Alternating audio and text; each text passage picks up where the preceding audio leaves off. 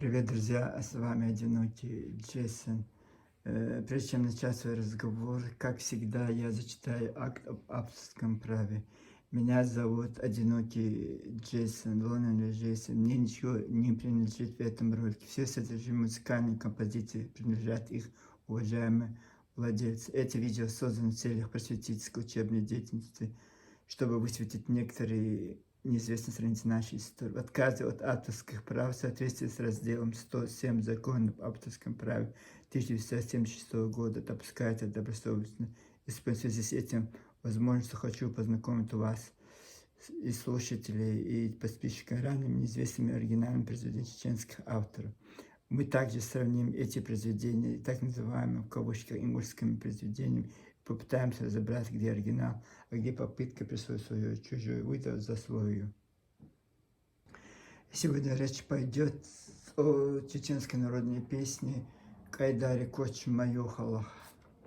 Оно стало камнем преткновений в Ингушей, потому что несколько ингушских певичек, в кавычках, исполнили эту песню. И не только ингушские, и Хеда Хамзатова, ингушская невеста Улитка, тоже исполнила ее. И вот они сравнили ингушские свои песни, и им почему-то именно песня Хеда Хамзатова, и говорят, это не то же самое, вы чеченцы по-другому поют, это мы ингуши, это наша народная песня, мы вот так поем, поэтому это наш.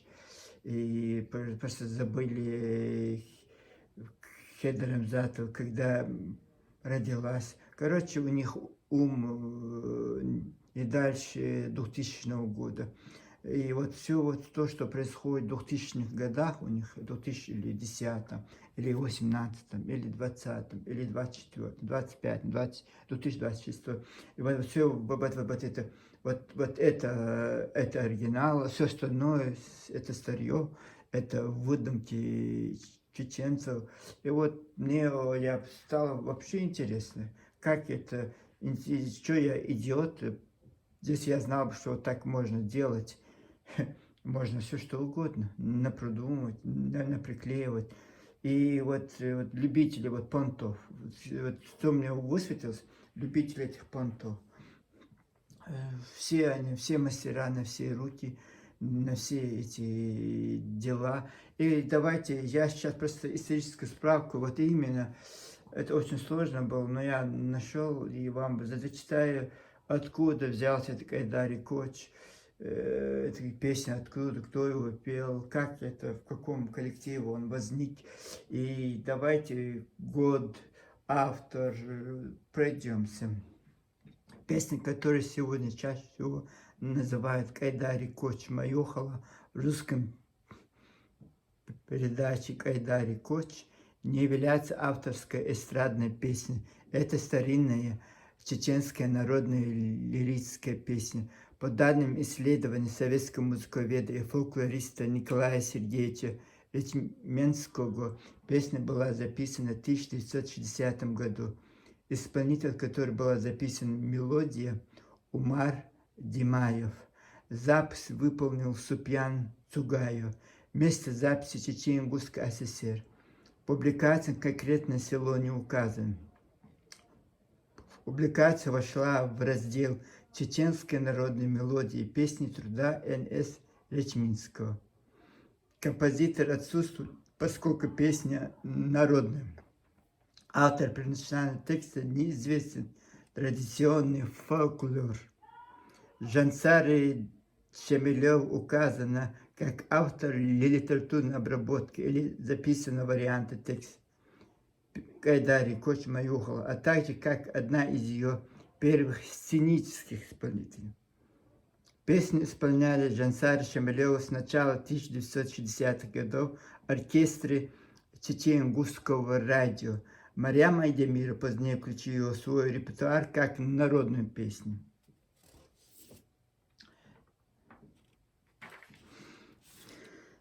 Сведения, данные, назовем.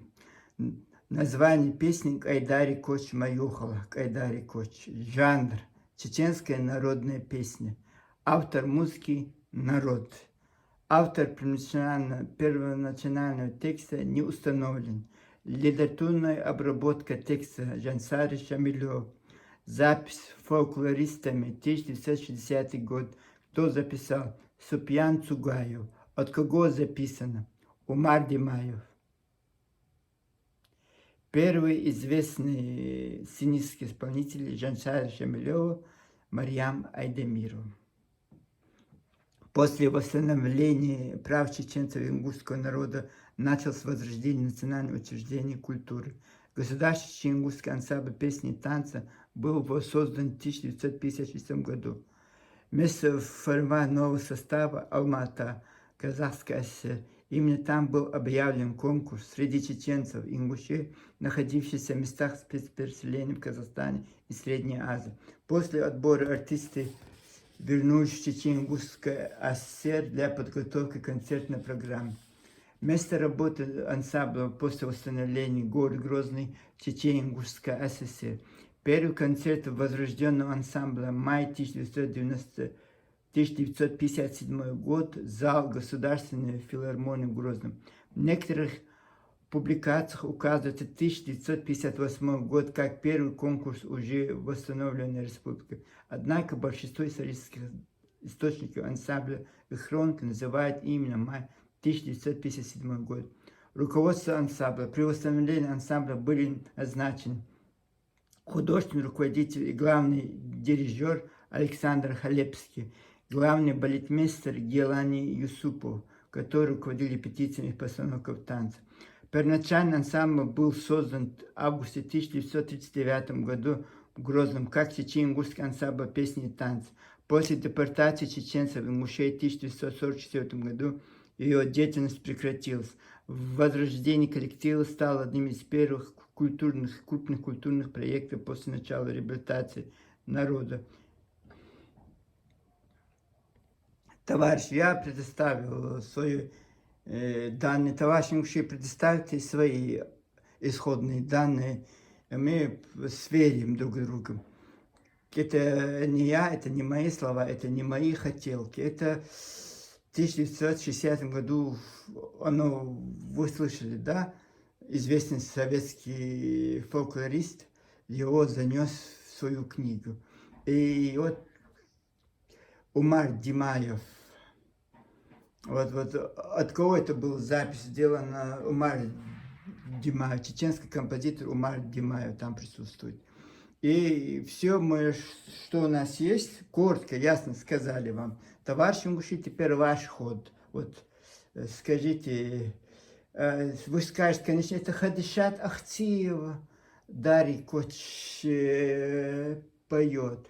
Ну, мы послушаем, это Хадишат Ахтиева. Вы не думаете, что эта песня она поет в 1980 году? Нет, в 70-м году? Нет, это сейчас. В бытность, когда создали эту республику Ингушетия, когда они в 1992 году от нас ушли и создали. Эта песня, у них первое исполнение этой песни, я боюсь ошибиться, после 2010 года. После 2010 года.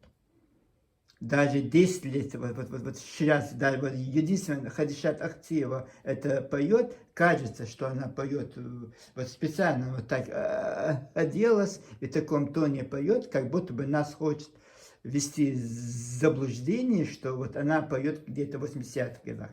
Нет, это неправда, это сейчас она поет. Это 2000-е годы. И вот первое, вы услышите первое исполнение чеченского варианта Жансари Шамилева и вот ингушского варианта 2000-х годов. Это сколько лет после, почти 60, после 60 лет ингуши вдруг проснулись, так как несколько ингушских певичек эту песню исполнили, и им показалось, что это их песня. И вот сейчас везде срочат эти гадости, нам, чеченцам, утверждают, что вот это их песня. И самое интересное, вот это, все это везде зафиксировано. Сама Марьям Айдемирова, она тоже рассказывает в своем вот интервью, что вот годы депортации она пела, так как она не была она не пела его вот новосозданном, это новосозданном вот этот ансамбле Чечен-Ингушетии, вот пела вот этот Жансар Шамилев. А до этого она пела, она же была гармонистка, и вот она исполняла в годы депортации эти песни. Вот такой. Сейчас мы послушаем чеченский вариант и сравним с его с ингушским.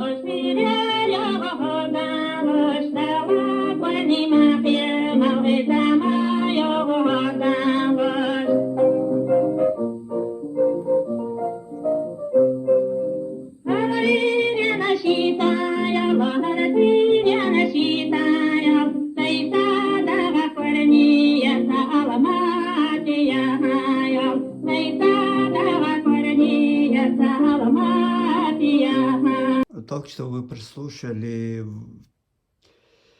песню в исполнении Джансари Шамилева, 1960 год. Сейчас мы, конечно, послушаем ингушский вариант. Там собраны 4 песни разных исполнителей. Послушаем, где оригинал, а где копия.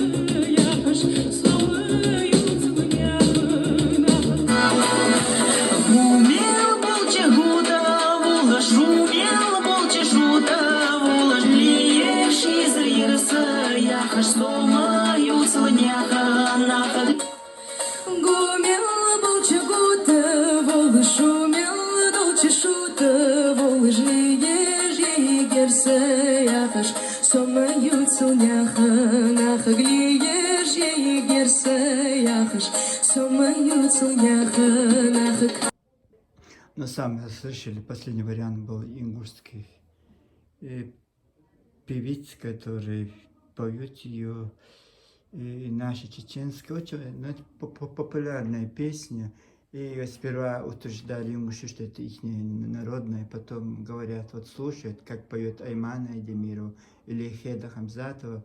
Это сейчас исполнили 90-х годов, когда Марьям Айдемирова вот хотела, чтобы его так начало, вот начало это так, оперное, вот это, чтобы начало было вот такое громко. И вот в 1990 году в союзном конкурсе Айман Айдемиров победил этой песней «Кайдари Коч Маюхала». И вот у нас есть запись 1960 года Жансара Шамилева. Есть сведения, что годы депортации 50-х, 40-х годах Марьям Айдемирова эту песню пела. И в составе официального ансамбля так сама вот это же народные песни, там не нужно обязательно. И вот именно как первая исполнительница там зафиксирована Жансари Шамилева, потому что она как солиста государственного чечено-музыкального ансамбля песни и танца. Вот она его первый раз исполнила, но вот за ней вот это закрепила. А так, я до этого тоже пела Марьям Айдамирова. И вот самое интересное, вот видите, это, в Ингушетии он очень популярный, многие стараются ее петь. И вот сейчас тоже вот этот Хадишат Арцхиева, вот это тоже оперная певица, по-моему, ингушская, вот она тоже, ее, вот второй фрагмент, это был Хадижат Арцхиева, первый это была сестра, по-моему, Тамара Яндеева пела, и вот этот, вот так, и молодежь поет, это группа, проект или вот эта Танзиля Заурова, она туда включилась, как ингушскую песню. И вот многие ингуши сейчас с ума сходят, бегают нам, чеченцам. Когда мы говорим, что это чеченская песня, нам пишут всякие гадости, вот это. И когда мы можем, вот это авторы, мы можем доказать, что это наша чеченская песня, доказательства наши они не принимают, потому что это ничего, это наш ингушская. А когда вот где-то это доказательства потеряны, где-то пластинки украны, архив укран, вот, две чеченские войны, вот столько всего у нас, это Джохар Дудаев, у нас же, мы же пережили и революцию, и независимость, и две чеченские, русско-чеченские войны, и сколько всего мы пережили из этого, просто мы не успели после распада СССР, вот все это, то, что было, сохранить, оцифровать. Это только в 2000-х годах пошла оцифровка. И то, когда это была оцифровка, у нас шла война, все ингуши привезли на Назрань. И вот теперь, конечно, вот какой-то певичка исполнить все. Благо, у них этих певцов, певичек очень много. И вот сегодня мы тоже остановимся на, хотел сказать, Ахмеда Хамхоева, но он композитор, это для ингушей, он для меня, чеченца, никакого значения, значимого культуры вклада он не внес. Хотя, представляете, он даже Умаром, вот тягается с Умаром Димаевым, который вообще был композитор от Бога. И вот когда он, по-моему, родился, не, Ахмед Хамхоев же тоже, это другой певец, композитор ингушский. И вот, сейчас мне очень сложно это говорить, потому что я устал, если честно.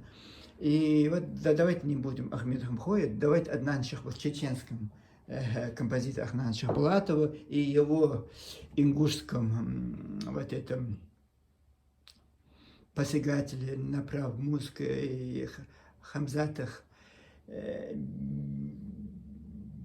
Боковой. Вот мы будем, вот давайте лучше вот так. Вы знаете, да, кто такой Аднан Шахбулатов?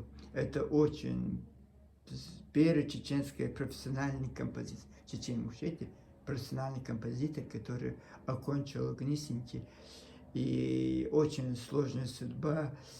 И вот с ребенком, когда в годы депортации, ее мать рассказывает, когда он лежал на кровати, там подростком, скорее всего, и вот он на этом стене, он, говорят, писал, и что-то напевал. И мама говорит, люди подумают, ты прекращай это занятие, люди подумают, что ты сумасшедший. Он говорит, нет, мама, я сочиняю же музыку. И вот ребенком, он, представляете, на стене это писал и исполнял. И вот этот отец очень был не согласен, он очень хорошо учился в Казахстане, очень отличником. Даже единственное, говорят, 1 четверку он получил, и то это была заслуженная 4, только 5, вот очень грамотный был парень. И вот даже вот он начал писать эти стихотворения, эти песни, даже школьные, в возрасте, вот в школьную пора он написал. И вот этот, который Хамзат Беков, фельдшер из Ингушетии, который исполняет, он написал это песню, не песню, а стихи, годы депортации. Одна Шахбулат написал годы депортации ее. И вот когда, по-моему, в 82 году он музыку приложил, я боюсь ошибиться, я сейчас буду говорить, а потом придут и не только имущие, и умные чеченцы. Если вы владеете такой информацией, пожалуйста, поделитесь под моими роликами, там текст я сразу увижу и как-то будет так. Сейчас у меня очень много информации, я знаю, что вот эта мелодия 82 года, и говорят, посвященная жене Зои Зайнаб Шахбулатова. Ну вот Зайнаб Шахбулатова давала интервью, и она другую песню сказала, и что он написал. И вот такой трагическая судьба, это Аднана Шахбулатова. В 1973 году он поехал в гастроли в Северную Осетию, там попал в аварию страшную, и еле остался живых. И 3 ребра он поломал, короче, остался прикованный в постели. Вот трагическая судьба вот этого композитора. Несмотря на свой этот недуг, вот автор, он является, он только не падает, автором 800 музыкальных произведений. Он симфонии, он все что угодно, вот все, вот все, вот, когда в 2007 году в Чечне город Грозный был разрушен, и вечер памяти Аднана Шахбулатова прошло в Москве, так как в городе невозможно было провести ее. И вот когда вот концерт, вот я-то думал, известные мировые вот эти написали все это. Оказывается, это его произведение, его сочинение. И просто человек, написавший еще 800 произведений, и то это 20 лет своей жизни, 20, некоторые говорят 19 лет, некоторые 23 года, ну, по-разному. Вот я слышал 19 лет. Вот 20 лет прикован в постели, и когда потом он умер, вот последние его годы жизни, это прикован в постели из-за этой страшной аварии. И как, где в советское время, где это можно было зафиксировать. Вот это, когда ты пишешь сотни произведений, и очень сложно, да, очень многие его произведения, многие знают, но не все, конечно, не все. И вот это произведение, которое посвятил жене, вот этот ингушский умник, фельдшер, присвоил себе, и сейчас 100 лет, через год будет 100 лет Аднану Шахбулатову, все свидетели, он просто ждал, что некому сейчас, через 100 лет, конечно, то, что ты скажешь, очень сложно. Сразу интуиция, мне нравится это настрой этих ингушей, а вы докажите, вы покажите пластинки, запись. Да, мы сейчас гость телерадио, все ваши ингуши, там был режиссер, главный режиссер гостелерадио СССР, кто был до прихода Удаева, Ратмир Ильян, ваш ингуш, руководил радио Чеченьгуши, это кто? Царой какой-то, вот это, сейчас он говорят, Троицкий жил, я не знаю, вот Царою. Ева Мальсагова была вот эта заместитель министра Чечен-Ингушской культуры, Министерства культуры Чечен-Ингушской ССР. Ахмед Хамхоев был заместителем филармонии Чечен-Ингушской ССР. Это когда Советский Союз, это 88-е годы, 90-е годы, вот они же были все ингуши были, у вас это все, вот вы тогда захватили власть, и вот все, вы, ваш министр, председатель Президентского Совета министров, все Верховный Совет, все ингуши были везде. И вот, и, конечно, вы, все ваши провокаторы находились в Грозном. И вот скорее всего, все вы прихватили, и вы знаете, что у вас этот архив где-то.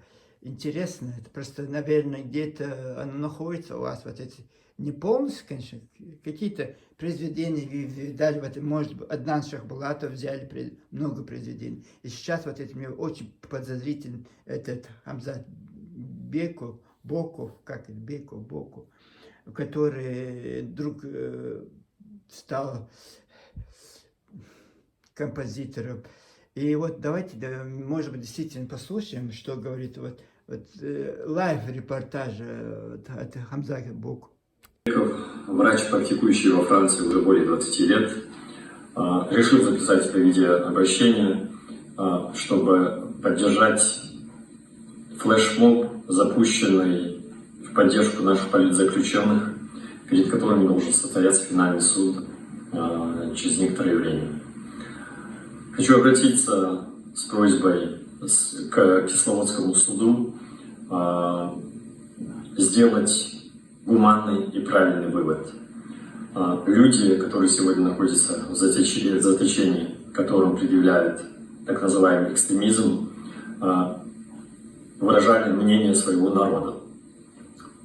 И ни в одном развитом государстве, ни в одном государстве, где развито понятие демократии, не совершаются суды над тем, что люди любят свой народ, люди выражают свое мнение и выражают его в рамках закона.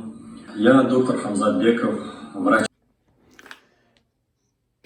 Перед вами Хамзат Беков, который сейчас доктор, великий ингушский доктор, фельдшер, который написал, он, знаете, я вам сейчас перечислю, кем он является. Он доктор, фельдшер, он писатель, он поэт, он композитор, он танцор. Как вам? Нравится такой? И я на телевидении Ингушетии 10 лет тому назад он приехал в Ингушетию, рассказывал про свои трудовые будни в Париже. И вот я очень... Сейчас эта книжка «Путь одного ингуша», вот это обложка этой книги, и вот он вот так сфотографировался. Это единственный раз, когда он одел эту, наверное, это национальную вот эту одежду. И очень современный доктор. Я просто не хочу все это в видеоряде поставить. И вот такой вот наш ингуш, который, представляете, занимается аргентинским танго. Какой он рассказывал, там, он занимается спортом 6 часов в неделю. Представляете, он не спортсмен, он практикующий доктор. Он сам вот интервью говорит, практикующий доктор. 6 часов в неделю он занимается каждый день по часу. Представляете, что это должно быть в человеке в голове? Он еще доктор, он еще танцор, он еще писатель, поэт, композитор. Короче, мне очень сомневаюсь, что он является автором вот этого отражения, вот этого, в котором все говорят, что это в 1982 году написан Аднаном Шахбулатовым. Просто очень сложно сейчас, при желании можно найти, просто я надеюсь, кто-нибудь найдет вот этот оригинал Аднана Шахбулатова, который в 800-х. Проблема в том, что не как вот этот Ахмед Хамхоев, который 30 штук их написал, а этот человек написал 800. Очень сложно найти, вот который нужно, еще нужно знать, в годе Чечен-Ингушетии, оно постоянно по радио звучало. Скорее всего, много русскоязычных могли бы помочь, и многие это слышали по радио, быть на Чечен-Ингушетии. И вот Клич, вот хотим разоблачить вот этого негодяя, подонка. Не может такого быть, чтобы человек практикующий доктор, который каждый день ходит на эту работу. Плюс он сочиняет музыку. Плюс он по 6 часов в день спортом неделю. Спорт каждый час еще куда-то он должен ходить, в фитнес ходить. И я не знаю, где он еще, как еще на этих подрабатывает ее запись в ресторане тоже, он это на фортепиано поет. И вот интересно просто расследовать вот этого человека. Я просто, он странно, очень мне странно, конечно. Великое имущественное дело, вот это меня удивляет, вот человек медицинский, вот я понимаю, если он был бы композитором, он музыкально где-то пошел, поел, сперва он учился вот в Ростове, оттуда 3 курса окончил медицинского, вот, перешел вот этот, в Москву, вот это окончил медицинский университет, как это называется, как, вот забыл я, и вот посвятил сейчас 4 года, 5 тому назад выступает, 4 года тому назад, защита заключенных. Он говорит, я практикующий доктор. И вот представляете, как это, я понимаю, если он был бы доктор и композитор, я могу это понять, но я не могу понять спортсмен, танцор, поэт, писатель, композитор, врач, вот я этого не понимаю. Вот объясните мне, товарищи, если вы в состоянии мне объяснить. Вот я это не понимаю, вот этого не может такого быть, вот это, знаете, вот это все, когда человек должен успевать, он еще должен 8 часов спать, он еще должен с кем-то общаться, там, в WhatsApp, там, часовые, часовые разговоры, еще он знаком, это доктор, сумасшедший, Арет Целоева, вот, которая профессорша из Сорбонны, которая ярая унгурская патриотка, а сам он тоже живет в Париже, и вот это практикующий врач, он еще атташе университетских практик.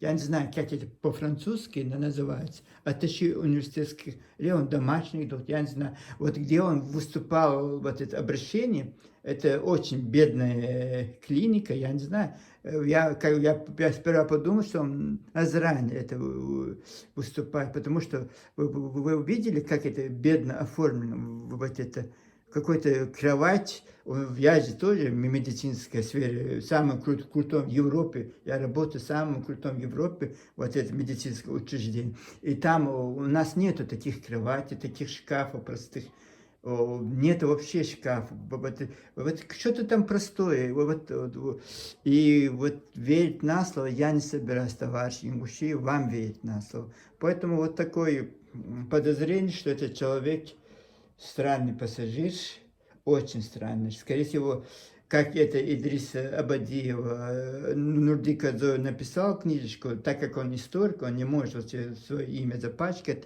это сказками. Вот он предложил Идрис Абадиев, точно самое же.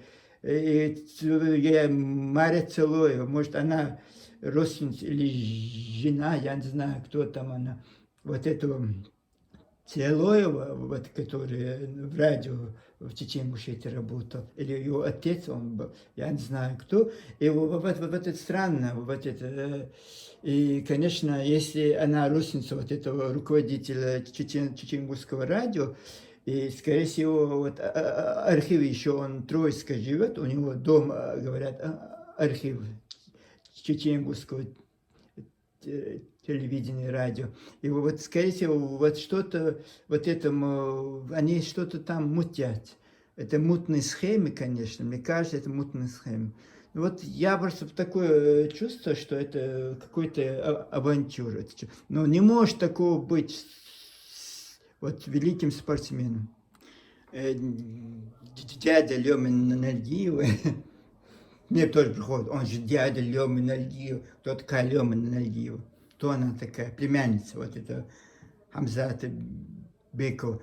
И вот подозрительно вся эта авантюра, скорее всего, ингуши, вот ему сейчас он тоже снова выпустил на чеченских мотивах снова песню.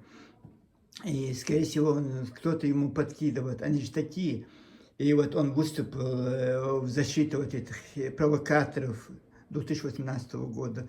И вот он еще, когда он же очень так, типа я зарегистрировал свои права, и вот французская ассоциация это артистов и композиторов, там просто даже я могу зарегистрироваться, стать членом, вот это, сперва нужно стать членом ассоциации, а потом просто записываешь вот онлайн, и там можно, если контакты там присутствуют, почему чеченская филармония, вот у них же есть это, заняться этим, посмотреть, где это произведение, там сравнить два вот эти, какая-то специальная программа, это же очень просто ввести эту программу, и с помощью программы, так-то очень сложно найти, с помощью программы можно было найти. Но, к сожалению, я говорю, оцифровка. У нас татаро-чеченская война, у нас даже до 60, даже сейчас они не в курсе, что нужно оцифровывать, что туда заносить. Это сейчас только вот это. Просто мы потеряли 20-30 лет, где мы могли бы все это, 90-е годы были бы мирными, скорее всего, вот так, все это, все восстанавливалось бы, все это произведения куда-то заносились бы. И вот эти книжки издавались, мой же в войнах, 20 лет в войнах, поэтому это наше упущение, вот это хотят обернуть против нас, и вот предъявить и доказательства. Мы ничего не будем предъявлять, знаете, всех ваших ингушских певичек, певцов, всех собрать вместе. Подметки Умару Димаеву не годится. Подметки Аднан Шахбулату, Умар Димаев 400 президентов написал. Этот Аднан Шахбулату прикованный в постели 800 их написал. И вот это известный советский, российский, чечен-ингушский композитор, он был, Аднан Шахбулатов был председателем Союза композиторов Чечен-Ингушской ССР и первым профессиональным композитором в 60-х годах. И вот, скорее всего, вот этот товарищ Беков знает, чем он занят. Он решил, так как это фортепиано же был прикован, и его жена Зайнаб Шахбулатова рассказывает, что вот иногда он бывает и скажет, как это, коляски, вот пианино, фортепиано, и вот там он постоянно сидел целыми днями, сочинял эти песни, и вот так он провел всю свою жизнь, очень тяжелый недуг у него был, и вот сейчас, вот 100 лет тому назад, это был человек, родился 100 лет тому назад, сейчас через год будет, через год будет вот это, как годовщина, столетие рождения Аднана Шахбулатова. И вот нам говорят, предъявите документы. Вот когда песня «Кайдари Коч» мы можем предъявить документы, мы представляем, никто не смотрит, неинтересно. Это нет, это наш. Когда нет, они не должны быть. Это не ваше произведение, это не ваше вот это дело. Марат, знаете, сидите там и вот это сочиняет свои эти сказочки. Не знаю, может, я отстал от жизни. Вот я не думаю, что человек 6, доктор, он не просто доктор, он типа доктор науки, что они пишут, там атташе университетских практик. Это как человек должен быть, этот танцор, спортсмен, писатель, поэт, композитор, доктор, кем он только не является. И вот объясните мне, может, я что-то не понимаю, если вы можете вот так, вы колхозник, доярский, я не знаю, комсомолка, не знаю я, фельдшер, вот презентация фельдшера и вот такая карьера во Франции. Человек сейчас женился, когда он женился, вот творчество началось, когда он женился, в 2021 году, по-моему, он женился, и вот сейчас дядя Лёма, вот мне нравится ингуши, которые приходят, дядя Лёма Нагиев, Лёма. Представляете, многодетной семье родился, 10-й ребенок в семье, 11 детей, он 10-й, в 1973 году родился.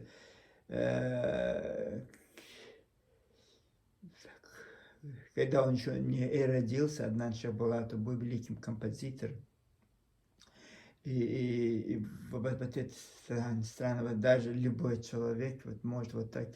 Я еще забыл, еще актер, в 2 фильмах снимался. Писатель, понятно, одну книжку написал, потом 2 стихи написал, еще поэтом стал. Короче, 7-8, вот тема, он актер, давайте сейчас зафиксируем, какие он профессии владеет. Фельдшер-врач, спортсмен, танцор, аргентинское танго. Вот он говорит, мне стало даже стыдно, когда он говорил, не говорит про лезгинку, что вот когда лезгинку ты танцуешь, у тебя статная ровная спина, там красивый вид, и ведущий спрашивает, у тебя вид вот такой, вот этот статный, вот это, и вот он говорит, нет, это я аргентинское танго тангую, и поэтому я вот такой статный красавчик. И вот это. Потом фельдшер, врач, спортсмен, танцор, актер, поэт, писатель, композитор. Вот, извините, вот такие дела. И еще наглеет, еще обнаглел под конец. И вот, знаете, в каком году это он зафиксировал? Сейчас, когда чеченцы сказали, что это чеченское произведение, побежал в Францию, в Париже зарегистрировать права на эту песню. Но вот эта работа Чеченской государственной филармонии и Министерства культуры Чеченской республики, который может в этом сайте очень много чеченцев, которые знают французский язык. Просто нужно подать жалобу письмами. Вот, можно было все вот письма туда отсылать, мы можем все отсылать письма, и вот можно было, конечно, эту выскочку на место поставить. И вид у него, этот человек непорядочный. И вот так. Вот такая история. Я не знаю, как вам это передать. Очень много информации. Я часами не могу с вами разговаривать. И вот удивило меня вот это, что вот какая-нибудь выскочка. Вот хоть зазвездилась. Вот он просто спел его, он как исполнитель, скорее всего, его в ресторане исполнил эту песню, где-то там пригласили его. И вот потом, когда ингуши восхитились с ним, и начал вот это, конечно, в этот слава зазвездился и не стал опровергать. И сейчас на лжи вся жизнь его сейчас на лжи строить, потому что или нужно, я не знаю, или быть доктором, или быть композитором, или быть писателем, или быть спортсменом, или быть танцором, или быть актером. Я не знаю, как человек, вот он еще не 20-летний пацан, 53-54 лет мужик он. И вот как вот все вот он успевает, вот это я хочу знать, товарищи. Вот такие дела. Вот такие фрагменты нашей жизни, которые, к сожалению, мы просто должны были, наверное, вот так просто разговаривать про свою культуру, про свои восхищаться песнями. А сейчас приходится вот, я не знаю, потом, знаете, еще, это еще ничего, культуру посягает, на сирийскую, на географические данные посягает, а потом на нашу честь будут посягать. Их вот они распускают, вот так вот наглеют, вот это все. А если французский, к сожалению, я не владею французским, я бы, честное слово, поехал бы, подал бы жалобу. Но я не могу, потому что я не могу узнать, вот он, так как наш Шапулат написал 800 произведений, им какое-то произведение, это нужно же хотя бы имя знать это произведение. Там в чеченское радио говорят, постоянно, кто работал в радио. Вот это Франция находится, Мади Балат. Можно обратиться к ней. Она тоже диктор радио, может, она знает вот это, могла бы подать. Он сейчас в печке зарегистрировал все это, чтобы чеченцы претензии к нему они предъявляли. Вот позором вот так надо оттуда выгнать этого выскочки. Интересно, ты Езлинкова, вот этот отдел одежды, ну вот интересно, вы можете себе представить аргентинский танк? Прижимается. Это, посмотрите, что такое аргентинский танк. Его юмористы высмеивают вот, в программах, вот, на российском телевидении тоже показывают. Это как это смешно. Вот так. Им можно все что угодно. Все что угодно можно, это нормально, это приветствуется, это ура. И потом самый нравственный народ на Кавказе. Самый-самый-самый. Ну, вот такие дела. Пока-пока. С вами был Одинокий Джейсон. Мире добра всем вам. Пока-пока.